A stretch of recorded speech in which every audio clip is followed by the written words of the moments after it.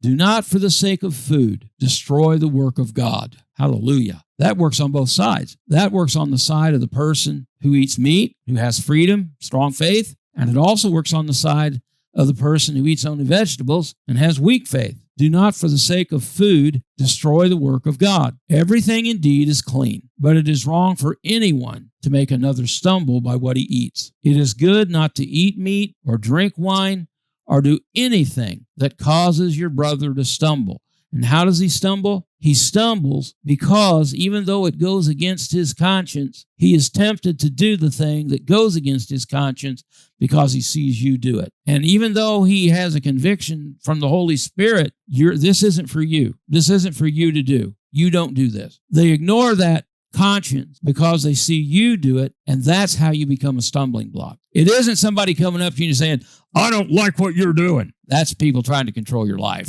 You can just tell those people, have a nice day, and go down the road. We need to be sensitive that what we do doesn't cause another person. It is good not to eat meat or drink wine or do anything that causes your brother to stumble. The faith that you have, keep between yourself and God. The faith that you have, keep between yourself and God. Blessed is the one who has no reason to pass judgment on himself for what he approves. In other words, go ahead and do it. If you go ahead and do it and know you're causing somebody else to stumble, you're bringing judgment on yourself because you are going to stand before the judgment seat of Christ. All of us are. All the believers are going to stand before the judgment seat of Christ. All the unbelievers are going to stand before the judgment seat of Christ. So we want to be careful that we don't pass judgment on ourselves by what we approve. But whoever has doubts is condemned if he eats, because the eating is not from faith. For whatever does not proceed from faith is sin. Listen to that again. For whatever does not proceed from faith is sin. That's how we tell what we need to be doing. We listen to the voice of the Holy Spirit. We ask the Father to give us the gift of the Holy Spirit if we haven't done so. And He says He'll give good gifts to those who ask Him. So if you've never asked the Father to give you the gift of the Holy Spirit and you're not sure whether or not you've received the gift of the Holy Spirit, just ask Him. Say, Heavenly Father, you promised that you would give the gift of the Holy Spirit to those who obey you. And Father, I'm praying that you will give it to me because I'm trying to obey you by having faith in your Son, trusting in His blood for the salvation of my soul, for justification by faith and cleansing by the blood of the Lamb. And Father, you told me to ask and you would give me good gifts. So Father, give me the gift of the Holy Spirit and help me to know for certain that I have received the gift of the Holy Spirit. Not just agree to a set of propositional statements or a doctrinal statement concerning the Holy Spirit, but that I will have an experiential knowledge with the Spirit of God. I will know when He enters me, and He will manifest Himself through me, and I'll recognize that that's not me.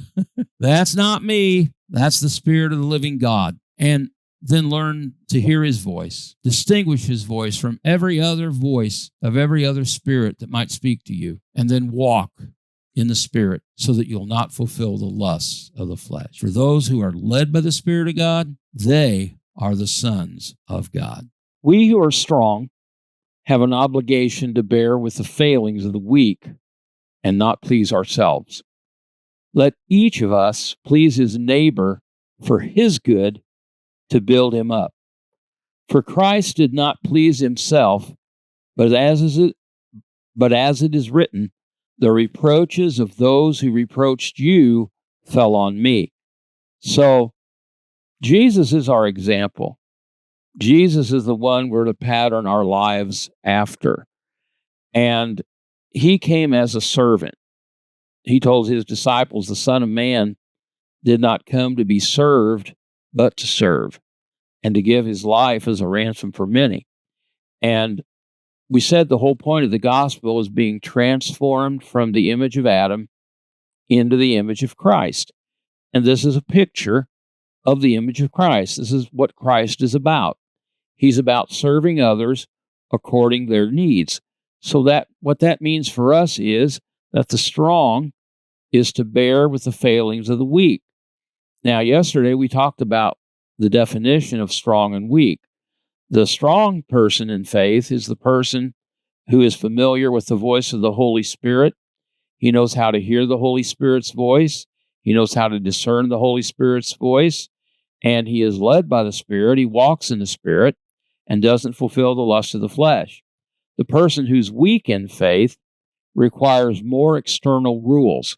They need the rules written down, told them ahead of time. Okay, here's the rules. Here's what you can do. Here's what you can't do. That is described by the Apostle Paul as a person with weak faith. Why? Because that person needs law. He needs a law over him instead of being led by the Spirit. Those who are led by the Spirit of God, they are the sons of God. Remember, the law is not the source of our righteousness. Observing the law is not the source of our righteousness. The source of our righteousness is faith in Jesus Christ. So the strong person is to bear with the failings of the weak. And the Scriptures teach us that we should receive endurance through the things we're going through, and also encouragement from the Scripture as we walk with God. Let's take a look at that. For Christ did not please himself, but as it is written, the reproaches of those who reproached you fell on me. And that's what happens to us as believers a lot of times.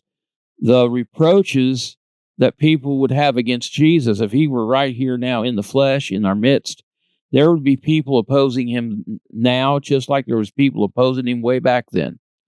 But since he is not here physically in the flesh, but he is in us through the Holy Spirit, and we are in him, then the reproaches that would fall on him, those are the same reproaches that fall on us as believers in the Lord Jesus Christ. Those things happen to us because we belong to Jesus.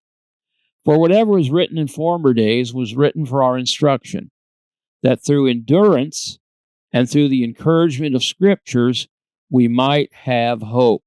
Listen, we are called to endure. Living for the Lord in this life, living for the Lord in this world, is not a walk in the park. It's not all butterflies and flowers and sing-song and cotton candy and stuff like that. There are some difficult times we have to go through walking with the Lord in this world. Paul said we must go through many tribulations to enter the kingdom of God. And that's what he's talking about here when he says the Scriptures teach us endurance and encouragement. How? How is it encouraging? Because we can read the stories of people who lived in the past, people of faith, people who lived by faith, who lived in the past, and how God took care of them. God provided for them. God helped them. And that can be an encouragement to us for whatever difficulties we might be going through at this present time. We will have endurance and encouragement of the Scriptures. And the goal of all of this is that we will have the same voice. We will speak together in unity as members of the body of Christ. It says here, for whatever was written in the past was written for our instruction, that through endurance and through the encouragement of the Scriptures we might have hope. May the God of endurance, listen to that, God is a God of endurance. God means for you to endure. And if you thought that turning to the Lord and living for the Lord was going to be easy, somebody sold you the wrong story. That's not what it's like at all. God is a God of endurance, but he's also a God of encouragement. Not only does he tell us to endure, but he gives us encouragement along the way. May the God of endurance and encouragement grant you to live in such harmony with one another. Who's one another? That's us. That's the members of the body of Christ. That's why we're not supposed to be criticizing each other. That's why we're not supposed to be judging each other. That's why we're not supposed to be despising each other. Why? Because we're supposed to be one body. We're supposed to be one family. We're supposed to be members of one another in the agape of God. And we're supposed to be encouraging one another, not criticizing and finding fault with one another. That isn't the spirit of Jesus. I'll tell you what, if you know somebody who's critical, always has a critical spirit, and is always judgmental, that person is not operating in the Spirit of God.